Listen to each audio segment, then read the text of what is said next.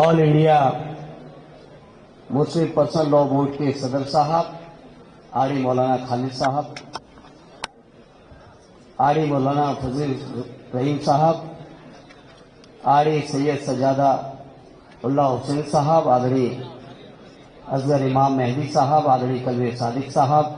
आड़ी उस्मानी साहब, आदरणीय मुफ्ती अब्दुल साजिद साहब, हमारे मेंबर ऑफ पार्लियामेंट मौलाना मुईउल्लाह साहब, ओवैसी साहब, अदीब साहब जो हम सबके बहुत सीनियर हैं, और इस जलसे में आए हुए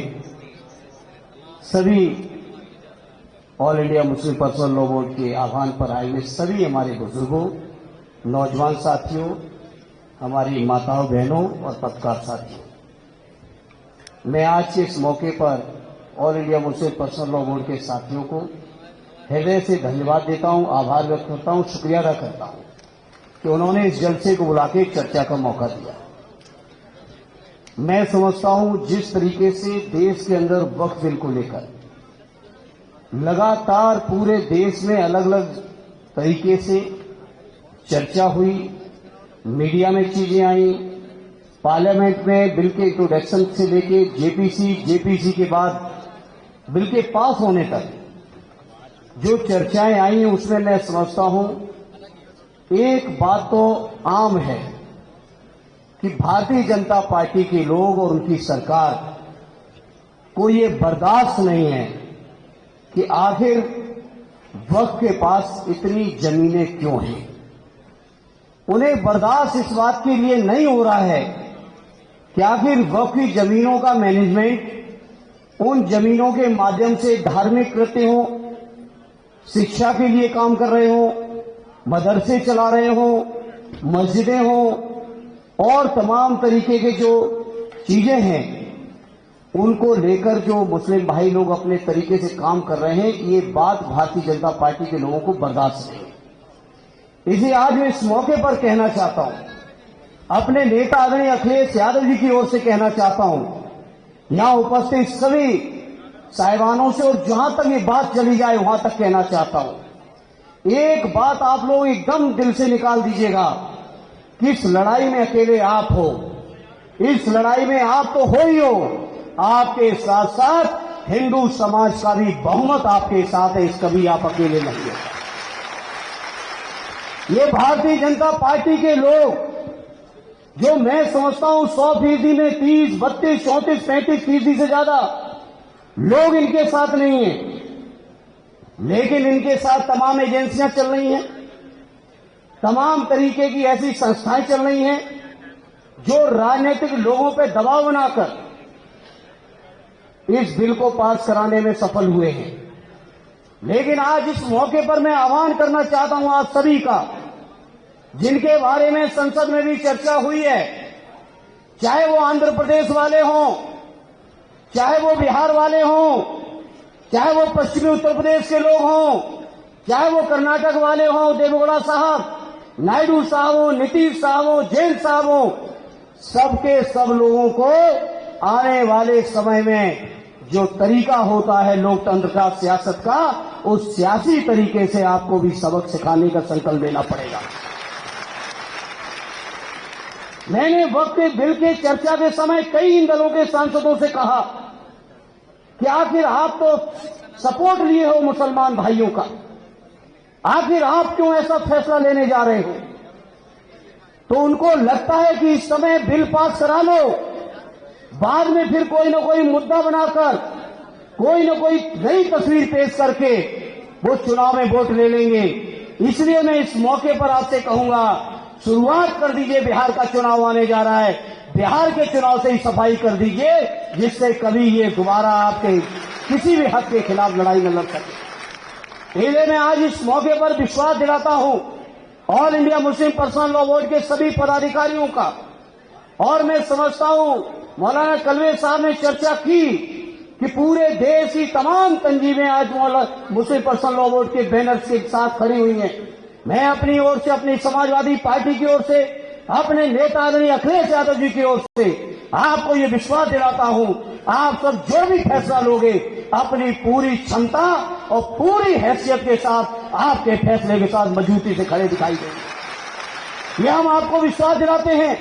हमने जंतर मंतर पर भी आगे कहा था, ये मसला चाहे सड़कों में रहेगा, चाहे संसद में रहेगा, चाहे माननीय सर्वोच्च न्यायालय में जाएगा, हर स्तर पर समाजवादी पार्टी आपके साथ खड़ी दिखाई देगी। मैंने उस समय भी कहा था, आज से दोहराना चाहता हूं। मुझे उम्मीद ही नहीं, पूरा यकीन है, जिस तरीके से माननीय सर्वोच्च न्यायालय में बहस और चर्चा शुरू हुई है और जो बातें वहां से निकल के आ रही हैं, मुझे पूरा यकीन है कि ये बिल माननीय सर्वोच्च न्यायालय में स्टैंड नहीं करेगा। सर्वोच्च न्यायालय का फैसला हमारे हक में होगा। जहां हम ये यकीन लगाए हैं सर्वोच्च न्यायालय का फैसला हमारे हक में होगा, वहीं देखिए भारतीय जनता पार्टी को, देखिए क्या हो गया है देश के उपराष्ट्रपति महोदय तक को, केंद्रीय मंत्रियों को, सांसदों को, वो लगातार इस तरह की बातें की कि माननीय न्यायालय के मुख्य न्यायाधीश इस बात के लिए जिम्मेदार होंगे कि देश के अंदर ग्रहित हो जाएगा। इस स्तर तक की बातें करते हैं। तो आज में कल 2 दिन पहले एक रिपोर्ट आई है,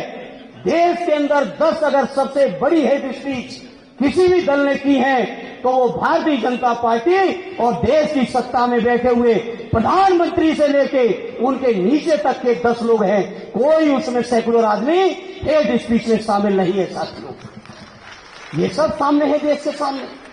लेकिन मीडिया, सोशल मीडिया तमाम तंत्र षड्यंत्र करके जिस तरह से हमारे मुसलमान भाइयों को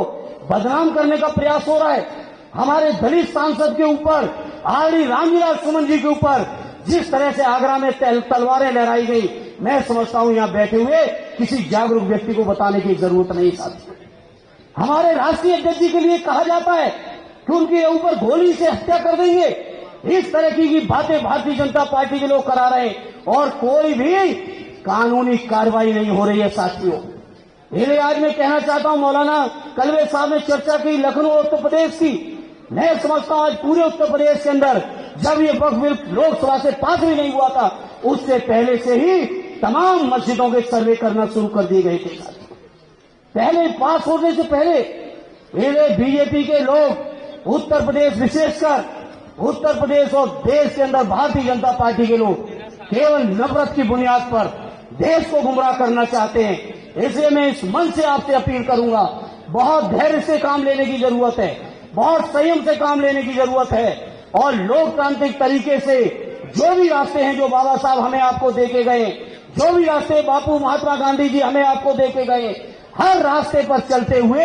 हमें अब आपको सबको मिलके न केवल मुसलमान भाइयों की बल्कि मुसलमान भाइयों के साथ साथ अपने दलित भाइयों की, अपने दलित भाइयों के साथ साथ अपने पिछड़े भाइयों की, अपने बौद्धिस्टों की, अपने जैन समाज के लोगों की, सभी धर्मों के लोगों की, सभी वर्गों के लोगों के मान की भी, सम्मान की भी, स्वाभिमान की भी, हकों की भी, अधिकारों की भी, सबकी रक्षा की जिम्मेदारी हम सबकी बनती है मेरे साथियों। और मुझे यकीन है ये लड़ाई केवल हमें आपको, ये संघर्ष केवल हमें आपको वक्फ बिल तक ही नहीं करना है। वक्फ बिल को ऊपर वाले ने चाहा तो हम लोग फिर से अपने वही अधिकार वापस लेके रहेंगे। उम्मीद है कि माननीय सर्वोच्च न्यायालय का फैसला हम सबके हक में होगा। और नहीं तो अपील करूंगा, अभी तो ताकत दी है आपने 232 की,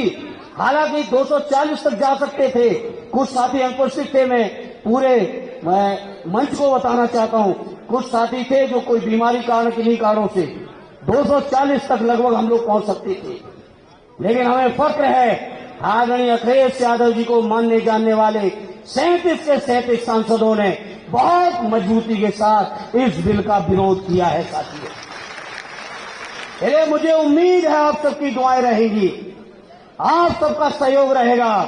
तो वो दिन भी दूर नहीं कि जरूरत के 272 का भी आंकड़ा पार करके न केवल वक्फ बिल के सम्मान के लिए, न केवल वक्फ अधिकारों को लेने के लिए, बल्कि समाज के हर दबे कुचले, शोषित पीड़ित, जो उपेक्षित हैं, जो भारतीय जनता पार्टी से पीड़ित हैं, इन सबको न्याय दिलाने का काम हम सब लोग मिलकर करेंगे। ये मैं यकीन और विश्वास के साथ आपसे कह सकता हूं। इस शानदार मंच पर मुझे जंतर मंतर पर भी आपने बुलाया, मुझे आज भी दाल कटोरा केस मंच पर आपने बोलने का मौका दिया, मैं उसके लिए अपनी ओर से शुक्रगुजार और शुक्रिया अदा करते हुए मैं आपको यकीन दिलाता हूं, आदरणीय अखिलेश यादव जी की ओर से यकीन दिलाता हूं कि आपकी हर लड़ाई में हम लोग साथ खड़े दिखाई देंगे। कभी कमजोरी हम लोगों की तरफ से आप नहीं पाओगे, ये मैं आपको यकीन दिलाता हूं। और एक आखिरी बात कहते हुए अपनी बात को खत्म करूंगा। श्रद्धेय नेताजी माननीय मुलायम सिंह यादव जी ने